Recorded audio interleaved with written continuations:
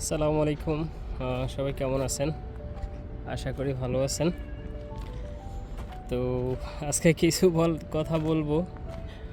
যারা আমার পরিচিত বড় ভাই দেশে আছেন বা ছোট ভাই আছে দেশে, বিদেশ আসতে চায়, এমন এমন ওই কিছু ভাইদের জন্য কথাগুলো।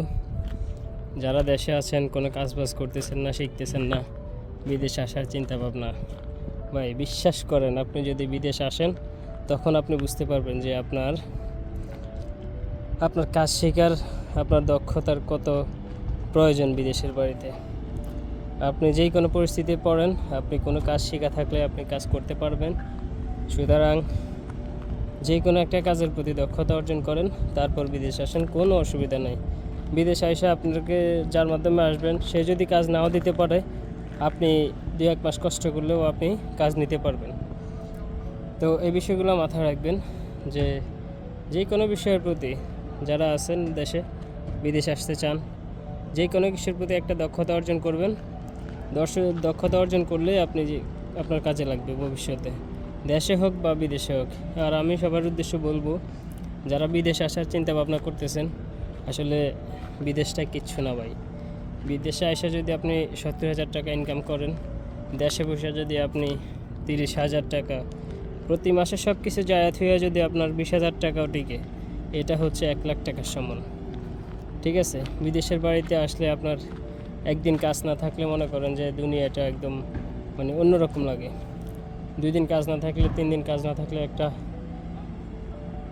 পরিচিত কারো কাছে যাবেন, একবেলা খাওয়াবে, একদিন রাখবে, এর পরের দিন আপনাকে হয়তো বা কিছু বলবে না, কিন্তু যাদের রুমমেট থাকে তারা অনেকটা অস্বস্তি ফিল করবে আর কি। তো এজন্যই বলবো যে বিদেশ না এসে যদি দেশে কিছু করার চিন্তা ভাবনা থাকে, দেশে করেন, আপনার জন্য 1000 গুণে ভালো হবে ভাই। তারপর দেখা গেছে কি, আমরা এই যে অনেক কিছু করতে চাই না, যে এই কী বলবে, সে কী বলবে।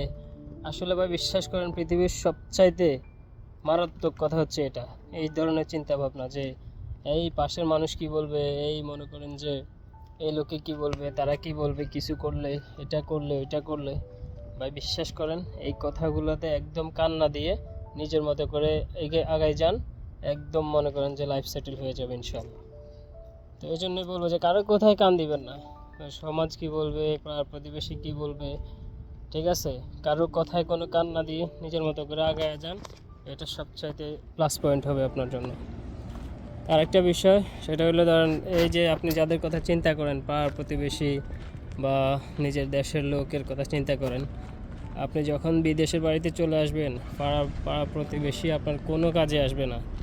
ঠিক আছে, কোনো কাজে আসবে না, একদম এটা সত্য কথা। হয়তো বা 2-1 দিন খোঁজ খবর নিবে, বা এই কাজ পাইছেন কিনা, এইভাবে টাইপের খোঁজ খবর নেবে, কিন্তু তারা কখনো আপনাকে একটা কাজ বা মনে করেন যে একটু মানসিকভাবে সাপোর্ট, এগুলো আপনি তাদের কাছ থেকে পাবেন না কখনো। ঠিক আছে, সে যেই হোক, একবার আপনার যত কাছের পাড়া প্রতিবেশী হোক, আপনার কোনো কাজে আসবে না। আমি বলবো আপনি নিজের মতো করে আগায় যান, দক্ষতা অর্জন করেন, বিদেশ আসেন, কোনো সমস্যা নাই। বিদেশ না এসে নিজের দক্ষতা দিয়ে দেশে যেই কোনো ডেলি হাজিরায় কাজ করেন, আলহামদুলিল্লাহ যথেষ্ট সুন্দরভাবে চলতে পারবেন। বিদেশটা অত্যন্ত খারাপ।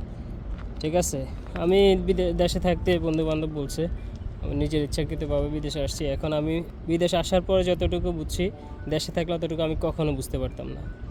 ঠিক আছে, এজন্য বলবো যে আপনারা দেশে থেকে কোনো কিছু করার চেষ্টা করেন, আলহামদুলিল্লাহ যথেষ্ট পরিমাণ লাইফ ভালো যাবে। তো সবার জন্য দোয়া রইল, ভালো থাকবেন, আল্লাহ হাফেজ।